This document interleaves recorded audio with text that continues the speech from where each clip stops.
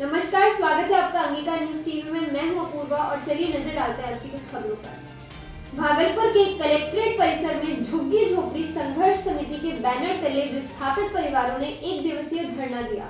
धरना दे रहे परिवारों का आरोप है कि राज्य सरकार और जिला प्रशासन के आश्वासन के बावजूद भी उन्हें जमीन आवंटित नहीं किया गया। इस दौरान संघर्ष समिति के एक शिष्टमंडल ने जिला प्रशासन को एक मांग पत्र भी सौंपा और मांगे पूरी नहीं होने पर उग्र आंदोलन की चेतावनी भी दी। भागलपुर में कांग्रेस के 134वें स्थापना दिवस के मौके पर विधायक अजीत शर्मा और पार्टी के अन्य कार्यकर्ताओं ने कांग्रेस कार्यालय में पार्टी का ध्वज फहराया।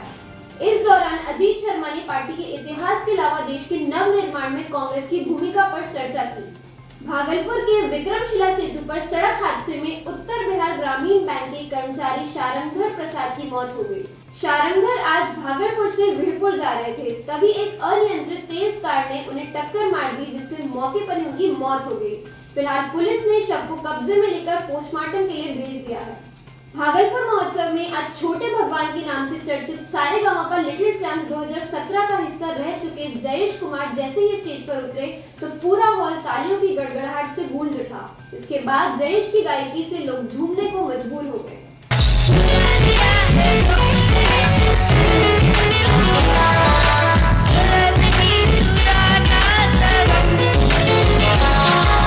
भागलपुर के भीकनपुर गुमटी नंबर 2 फिद्दावाड़ी में एक आपसी विवाद के कारण मोहम्मद मोहित नामक युवक ने मोहम्मद फखरुद्दीन के घर पर बम फेंक दिया। हालांकि इस घटना में किसी के भी हताहत होने की खबर नहीं है।